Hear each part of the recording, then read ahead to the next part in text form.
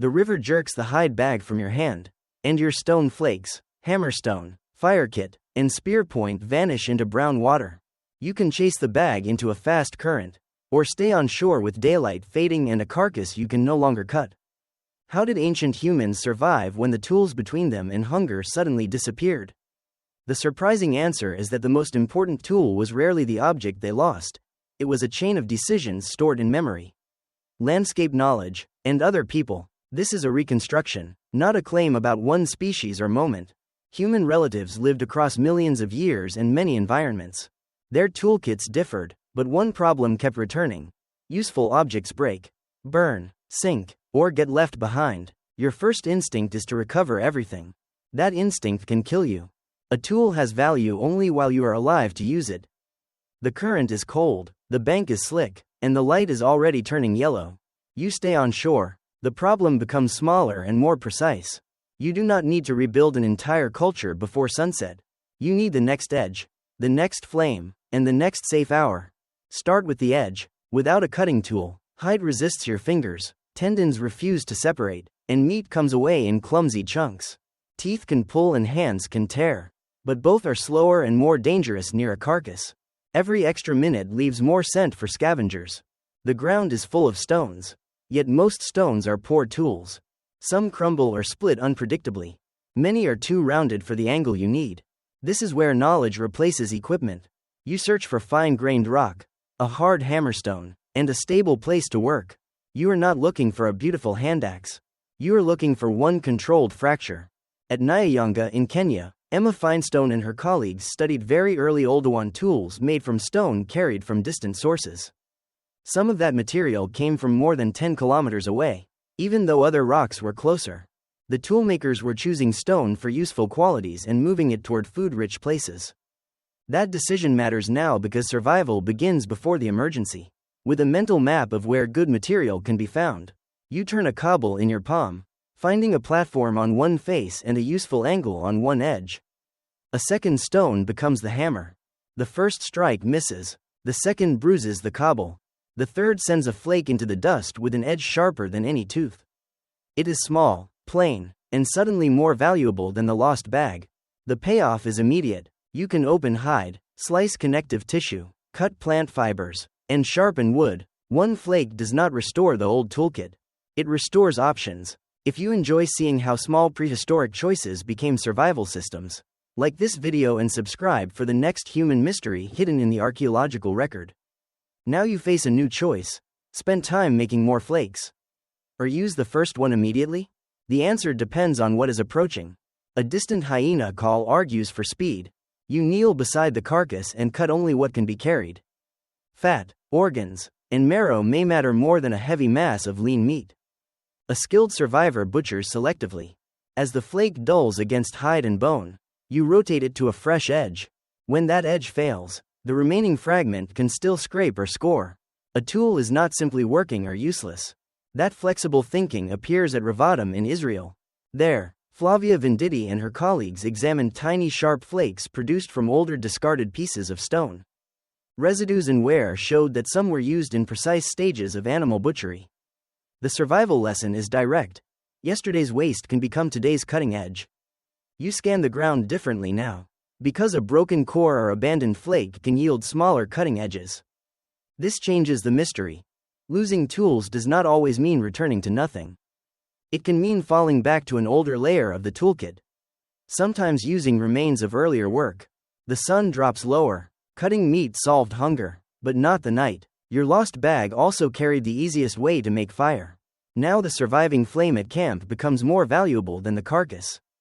You carry a burning branch rather than gamble on recreating fire, shielding the ember with bark and dry grass. The task is no longer fire making, it is fire preservation. That distinction matters because many survival problems are cheaper to prevent than to reverse. A maintained ember saves labor, a cached hammerstone saves searching, and a remembered quarry saves daylight. Ancient people often carried tools and raw material because useful stone was not evenly distributed. Nyayanga shows how early that planning could begin.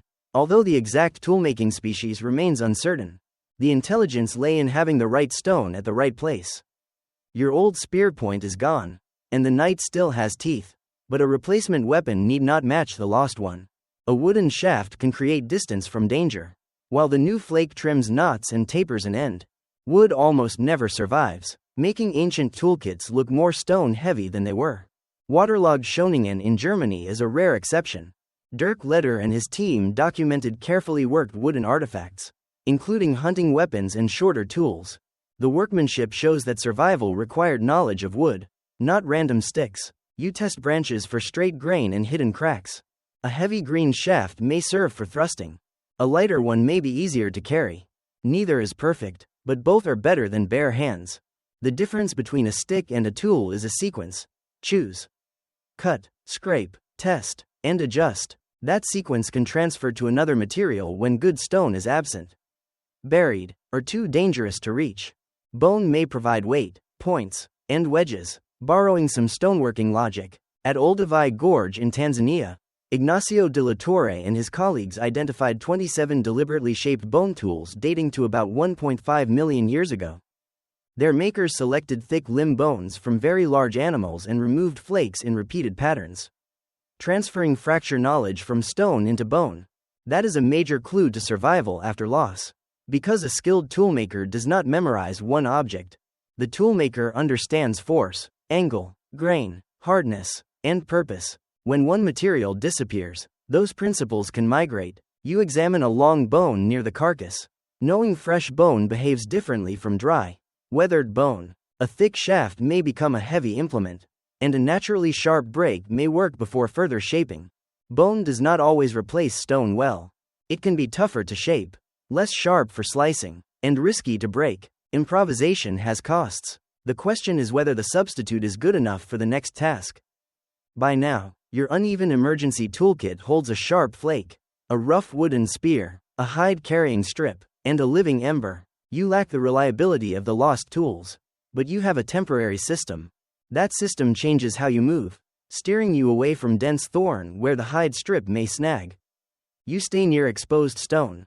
You choose a campsite with dry fuel, water, and more than one escape route. Tool loss becomes a landscape problem, and a person who knows only one stone source is fragile. A group that remembers several sources can reroute. Mobility is part of the toolkit. The same is true of food, because a peerless hunter may become a gatherer for a day. Without a digging stick, people may seek shellfish, eggs, fruit, insects, or exposed roots, depending on season and place. This is not effortless adaptation, because some foods require tools to reach. Some carcasses cannot be processed before competitors arrive, while cold environments may punish a lost scraper or fire kit within hours. A lost container can be worse than a lost knife, since water cannot be carried in your hands for long. Seeds scatter, and rendered fat leaks away. Containers and cordage are mostly invisible in deep time because fiber, bark, hide, and wood decay. Their absence from a site does not prove their absence from life. The record preserves failure unevenly. Stone waits for us, while plant fiber usually does not. Your emergency hide strip works because the carcass supplied material. Elsewhere, bark, grass, sinew, or twisted plant fiber might serve. Each option demands local knowledge. Improvisation is never generic. The most dangerous myth is that one genius could reinvent everything alone. Because stone knapping can slice the hand, wood selection takes experience. Edible plants may resemble poisonous ones. Other people reduce those risks. One remembers the stone source. Another protects the ember. Another watches for predators while the napper looks down. A group also carries duplicate knowledge. So if the best toolmaker is injured, someone else may produce a crude edge. If the firekeeper fails, another may know where dry tinder survives rain. Redundancy is not waste when failure is common. Children could watch these sequences long before performing them well, learning where to strike, which branches bend, and which scraps are worth saving.